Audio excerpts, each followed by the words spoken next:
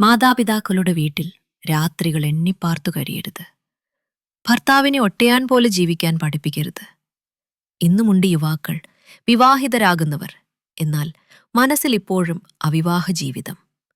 ഉണ്ട് യുവതികളും വിവാഹിതരാകുന്നവർ, എന്നാൽ ഭർത്താവിനെയാണ് ഓരോ മോഹത്തിനും, ഓരോ വേദനയ്ക്കും, ഓരോ ഭാരത്തിനും താങ്ങായി കരുതുന്നത്. വിവാഹം ഒരു ഉടമ്പടിയല്ല, അത് രണ്ട് ആത്മാക്കളുടെ കൈകോർക്കലാണ്. രണ്ട് ഹൃദയങ്ങളുടെ താളമൊത്ത നൃത്തമാണ്. സ്നേഹത്തിന്റെ അടിസ്ഥാനം വയ്ക്കുന്ന ഒരു കൂട്ടയാത്രയാണ്.